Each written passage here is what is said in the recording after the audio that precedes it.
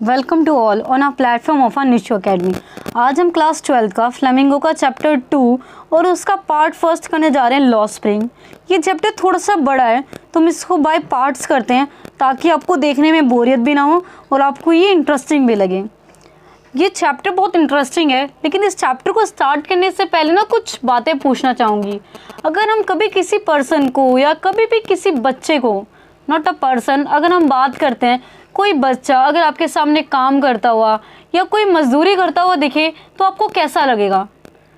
2 minute देती हूँ, 1 minute सोचिए कि आपको कैसा लगेगा। अगर हम बात करते हैं, अगर हमारे सामने कोई बच्चा काम कर रहा है या मजदूरी का काम कर रहा है तो हमें बहुत और लगने लग जाता है। जैसे यार उसकी तो पढ़ने की उम्र है, उसे पढ़ना चाहिए, लेकिन वो मजदूरी कर रहा है। वो मजदूरी नहीं कर रहा है, शायद उसके बहुत सारे रीजंस हो सकते हैं, बहुत सारी सिचुएशंस हो सकती हैं जिनके बारे में ना हमने कभी सोचा होगा ना ही हमने कभी समझा होगा। अगर हम 1 मिनट रुकिए, अपने आप को स्कूल बैग का भारी वजन ना उठाने की जगह, कॉपी किताबों की जगह या फ़ोन से साइड हटा के सोचे कि अगर हम आज के टाइम पे मजदूरी कर रहे होते तो हमारा फ्यूचर कैसा होता। सॉरी टू से, मैं कुछ गलत नहीं बोलना चाहती, बट मैं एक रियलिटी से आपको मिलाना चाहती हूँ। ये हमारे देश की रियलिटी है कि बहुत सारे लोग या बहुत सारे लोगों की वजह से बहुत सारे बच्चों का फ्यूचर ख़राब हो जाता है या वो पूरी ज़िंदगी अपनी गरीबी में निकाल देते हैं, जिस वजह से वो पढ़ाई कर ही नहीं पाते हैं। जबकि ये बात हम मानते हैं कि जो हमारी पढ़ाई है वो one of the most needy thing है। आइए इस चैप्टर के बारे में आपको बताती हूँ। ये ऐसे ही बच्चों के बारे में है जिसको आपको पढ़ के पता चलेगा कि आज जिस लेवल पे हम हैं या हम जो पढ़ रहे हैं वो हमारे लिए कितना इम्पोर्टेंट है। ये चैप्टर एनिस डंग ने लिखा है। आइए देखते हैं एनिस डंग ने क्या लिखा है। इसकी समरी से स्टार्ट करते हैं। मैं आपको इसमें 2 बच्चों के बारे में बताना चाहूँगी। पहला है हमारा साहिब आलम। साहिब आलम एक ऐसा बच्चा जो रैग पिकर है। रैग पिकर मीन्स कूड़ा चुगना, जो बच्चा कूड़ा चुगता है। दूसरा है मुकेश। मुकेश जो एक नॉर्मल सा बच्चा है, एक गरीब परिवार से, जो चूड़ियाँ बनाने का अपने घर के वालों के साथ काम करता है, जहाँ पे उन्हें इतने पैसे मिलते हैं शायद वो वहाँ पे 2 वक्त की रोटी भी नहीं मिल पाती है। हम लोग खाने में आज के टाइम पे नखरे करते हैं, मुझे ये नहीं खाना, मुझे ये नहीं खाना। मिलता है तो आधा छोड़ देते हैं, आधा फेंक देते हैं। शायद हम ये भी नहीं जानते उस एक टुकड़े की वैल्यू किसी और पर्सन के लिए कितनी हो सकती है। इसकी समरी देखते हैं। The author tells 2 stories of her interaction with children from deprived background. She described their poor conditions and life in an interesting manner. इसमें जो ऑथर है उन्होंने 2 बच्चों की कहानियाँ बताई है एक बड़े ही अच्छे वे में, ताकि आपको वो इंटरेस्टिंग लगे, आपको ये जानने का मन करे कि रियलिटी में कैसे क्या होता है। क्योंकि हम ना शायद रियल लाइफ से भी बहुत दूर होते हैं। स्कूल लाइफ मज़े मस्ती वाली होती है, मैं ये नहीं कहती उसको मत जियो, मैं ये कहती हूँ मस्ती मजाक वाली जियो, बट रियलिटी से भी दूर मत रहो। इसमें जो पहली कहानी है उसमें लिखा है, some time I find a rupee in the garbage. मुझे कभी कभी ना कूड़ा चुगते वक्त 1 रुपी ऑफ कॉइन मिल जाता है। अब आपने सोचोगा मतलब, आइए साहिब आलम के आगे हम बात करेंगे। एक है, I want to drive a car. मैं एक कार चलाना चाहता हूँ।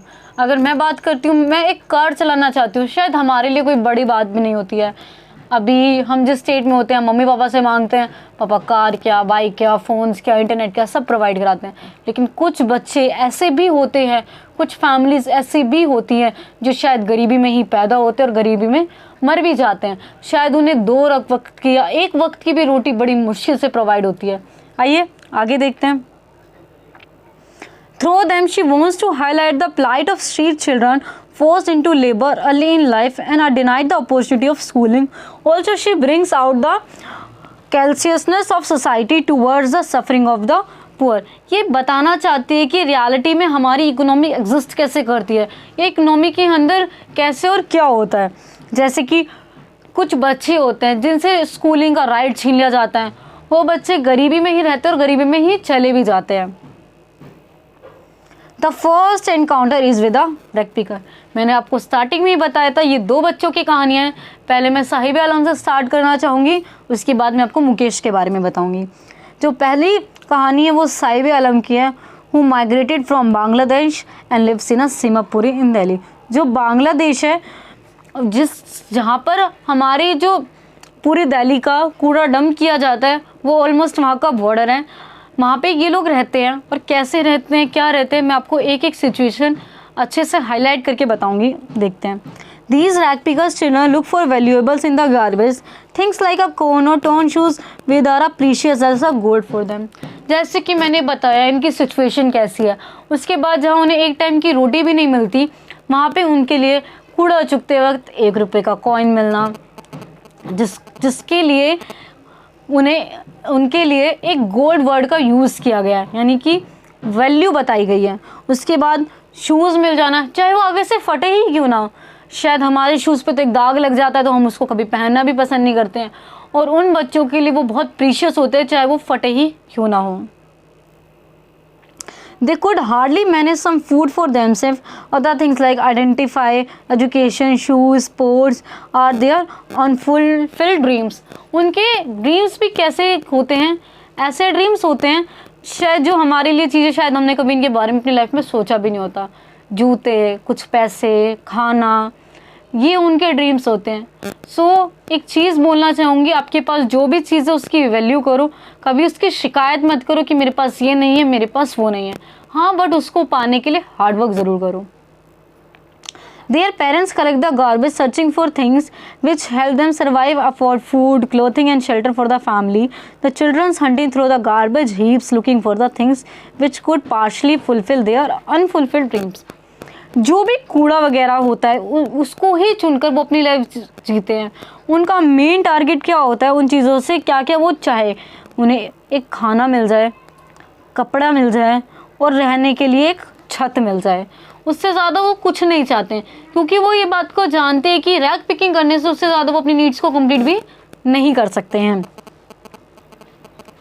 One day the writer saw the boy holding a steel can going towards the milk booth. He had got a job at a tea stall. He was happy that would get 800 rupee and all the meals. The writer noticed that Sahib had lost the freedom of being his own master, which he had enjoyed as a rag picker। ये जब साहिब आलम होता है, एक दिन वो कूड़ा चुग रहा होता है। जिस दिन वो कूड़ा चुग रहा होता है ना, उस दिन उसको एक दिन एनिस जग मिलती है। जिस दिन वो एनिस जग उसको मिलती है ना, जिस दिन उसको एनिस जग मिलती है, एनिस जग उनसे पूछती है कि बच्चे आप स्कूल नहीं जाते? तो साहिब आलम बोलता है जी नहीं।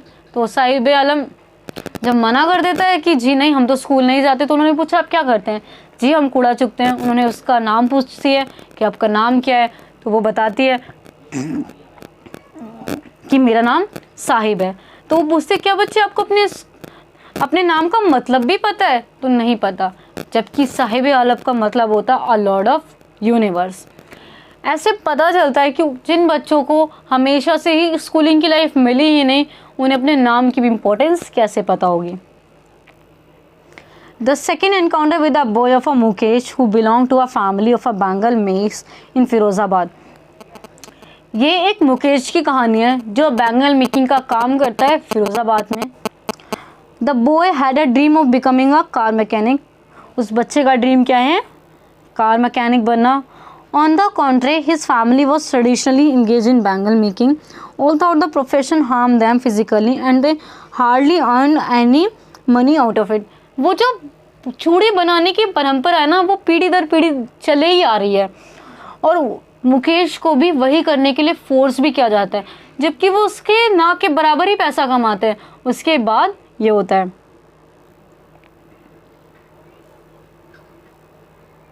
Still, no one dared to dream of doing something else due to the fear of a police and the middlemen.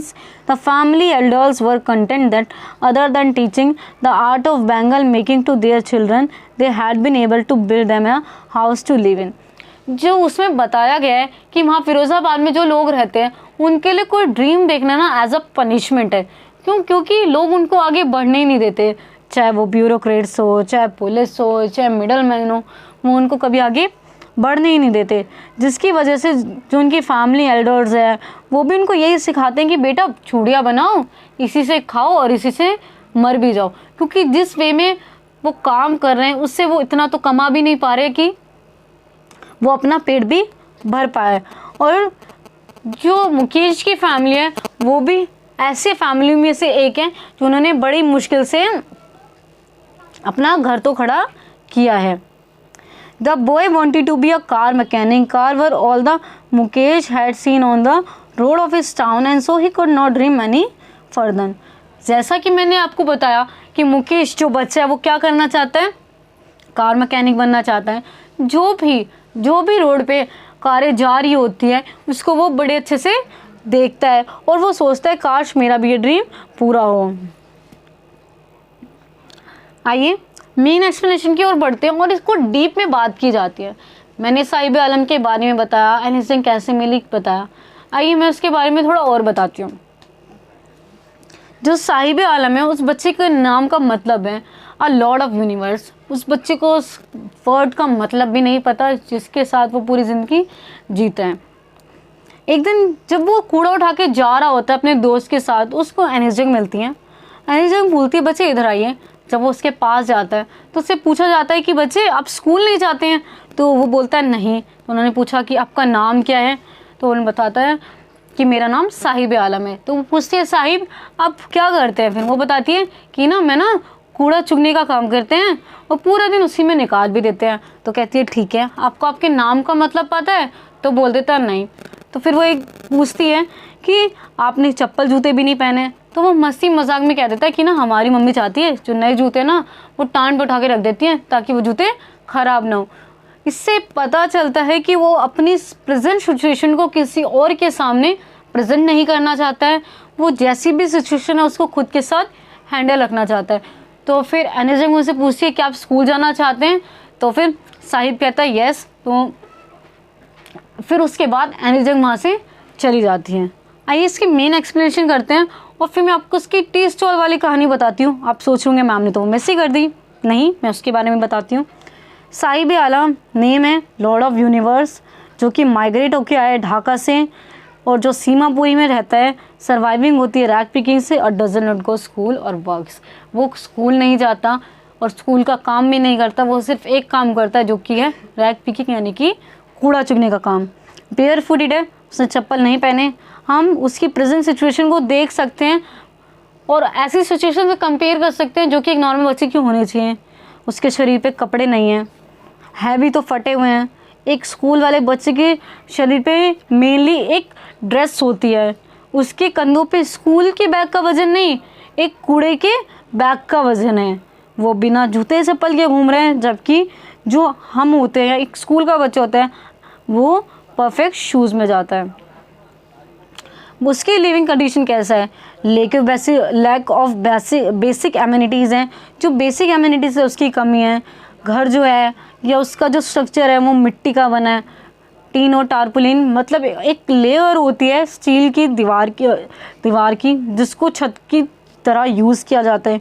No sewage, no drains, no water, loss freedom when he start working at a tea stall. जो भी चीज़ें हैं उनकी सबकी कमियाँ नालियाँ हैं, वहाँ पूरी गंदगी हो रखी है और जो भी कूड़ा है सब वहीं पे पड़ा रहता है और वो लोग अपनी ज़िंदगी उस समय में बिताते हैं। आइए मैं आपको इसकी टी स्टॉल की कहानी आपके साथ डिस्कस करती हूँ। जब एनीसिंग वहाँ से चली जाती हैं उसके बाद एक दिन एनीसिंग को साहिब आलम दोबारा मिलता है। उस दिन देखते हैं कि जो साहिब आलम है वो टी स्टॉल पे काम कर रहा होता है। टी स्टॉल पे काम कर रहा होता है जहाँ पे हैवी वेटेड थैले की जगह यानी कि कूड़े के वजन